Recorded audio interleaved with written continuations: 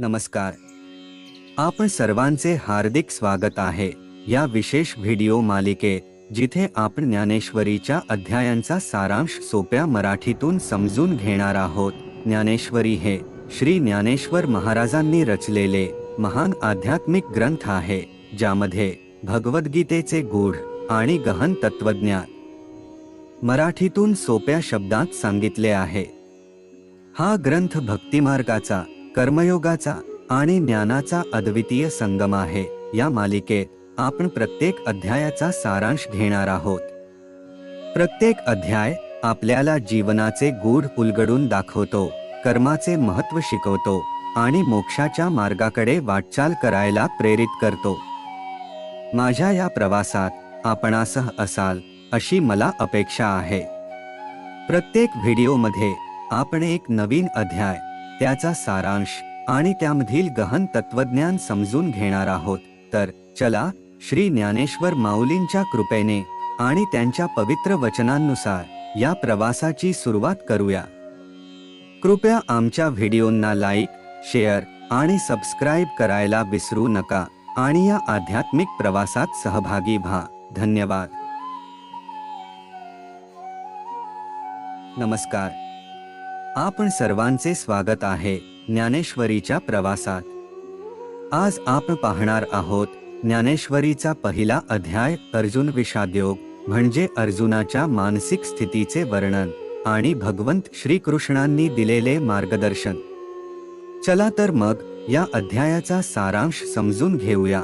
प्रथम अध्यायात अर्जुन महाभारताच्या युद्धभूमीवर उभा असताना आपल्या नातलगांना, मित्रांना आणि गुरुजनांना युद्धासाठी तयार पाहतो आणि त्याच्या मनात मोठी द्विधा निर्माण होते. युद्ध करणे आपल्याच माणसांवर शस्त्र उगारण्यासारखे आहे, असे अर्जुनाला वाटू लागते.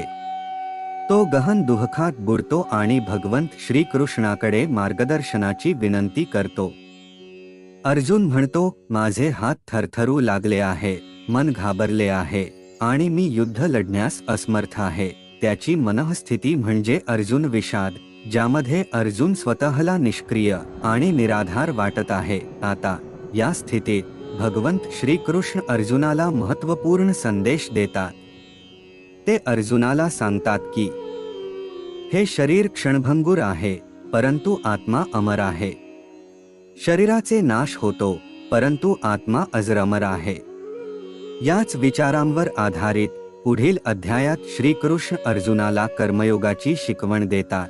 ज्ञानेश्वर महाराज यांनीही या प्रसंगाचे फार सुंदर वर्णन केले आहे. त्यांनी या अध्यायात अर्जुनाच्या विषादाची व्याख्या करताना आपल्याला जीवनातील संघर्षांशी सामना करण्याची प्रेरणा दिली आहे. भगवंत श्रीकृष्ण आपल्याला सांगतात की प्रत्येक मनुष्याने आपले कर्तव्य केले पाहिजे, भले त्याला त्याचा फायदा तोटा दिसला नाही तरी. या अध्यायाचा सारांश असा आहे की विषादावर मात करण्यासाठी योग्य ज्ञान, मार्गदर्शन आणि कर्तव्यभाव महत्त्वाचे आहे. अर्जुनाच्या या स्थितीतून आपणही शिकू शकतो की जीवनात कितीही संकटे आली तरी आपल्या आत्मविश्वासाला तडा जाऊ देऊ नका आणि योग्य मार्गाने कर्म करणे हीच खरी युक्ती आहे. धन्यवाद. आपण ज्ञानेश्वरी मधील पहिल्या अध्यायाचा सारांश ऐकला.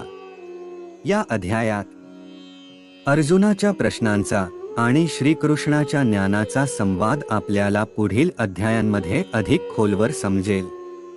पुढील व्हिडिओमध्ये आपण दुसऱ्या अध्यायाचा सारांश पाहणार आहोत. आपल्याला हा व्हिडिओ आवडला असेल तर जरूर लाईक, शेअर आणि सबस्क्राईब करा. नमस्कार. ज्ञानेश्वरीच्या प्रवासात आपले पुन्हा एकदा स्वागत आहे. आज आपण पाहणार आहोत ज्ञानेश्वरीचा दुसरा अध्याय, सांख्ययोग किंवा कर्मयोग, जिथे भगवंत श्रीकृष्ण अर्जुनाला आत्म्याचे ज्ञान आणि कर्तव्याचे महत्त्व सांगतात. अर्जुन अजूनही युद्ध न करण्यात गुंतला आहे. तो आपली कर्तव्ये विसरतो आणि श्रीकृष्णाकडे मार्गदर्शनाची मागणी करतो. या स्थितीत भगवान श्रीकृष्ण अर्जुनाला कर्मयोगाचा उपदेश देतात. ते सांगतात की मानवाने आपल्या कर्तव्याचे पालन करणे अत्यंत महत्त्वाचे आहे. कारण हाच मानवाचा धर्म आहे. श्रीकृष्ण म्हणतात, अर्जुना, तू आत्मा आहेस, शरीर नाही. शरीर नाशिवंत आहे, परंतु आत्मा अमर आहे. शरीराचे जन्म आणि मृत्यू आहे, पण आत्म्याचे नाही. या विचारांमधून भगवंत अर्जुनाला शरीर आणि आत्म्याचे भेद समजावतात. श्रीकृष्ण अर्जुनाला कर्मयोगाची शिकवण देताना सांगतात की माणसाने फळाची अपेक्षा न करता आपल्या कर्तव्याचे पालन करावे, कारण कर्म करण्यामध्येच आपले सौख्य आहे.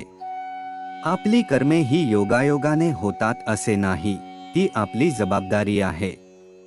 कर्म कर, परंतु फळाची अपेक्षा ठेवू नकोस, हाच कर्मयोगाचा मुख्य गाभा आहे. याच विचारांवर आधारित संत ज्ञानेश्वर महाराजांनी सुंदर ओवी रचना केली आहे. या अध्यायात अर्जुनाला ज्या तत्वज्ञानाची शिकवण दिली जाते ती आपल्याला जीवनातही मार्गदर्शन करते. आपले कर्म करत राहणे आणि त्यातील परिणामांचा विचार न करणे हे जीवनाचे तत्व आहे.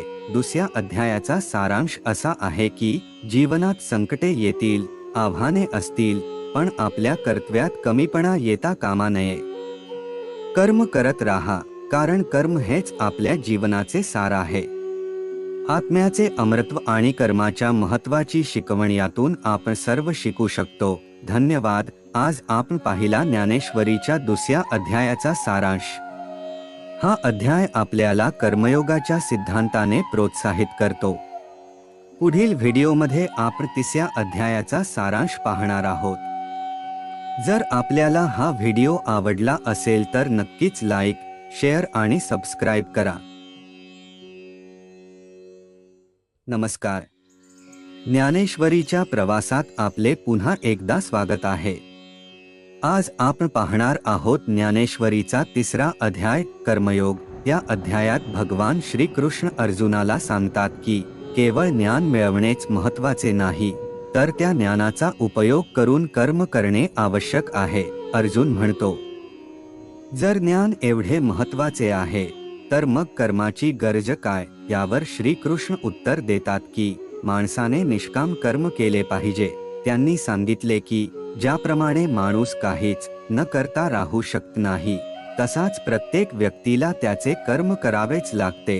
कर्मयोग म्हणजे कर्म करताना त्यात अडकून न राहणे आणि त्या कर्माचे फळ मिळो किंवा न मिळो त्याची चिंता न करणे. या अध्यायातून आपण शिकतो की कर्म करणे हे आपले कर्तव्य आहे आणि त्यातून फळाची अपेक्षा ठेवू नये. धन्यवाद. आपण पाहिला ज्ञानेश्वरीच्या तिसऱ्या अध्यायाचा सारांश. हा अध्याय कर्मयोगाची शिकवण देतो आणि जीवनातील कर्तव्याचे महत्त्व अधोरेखित करतो. पुढील व्हिडिओमध्ये आपण चौथ्या अध्यायाचा सारांश पाहणार आहोत. हा व्हिडिओ आवडल्यास लाईक, शेअर आणि सबस्क्राईब करायला विसरू नका.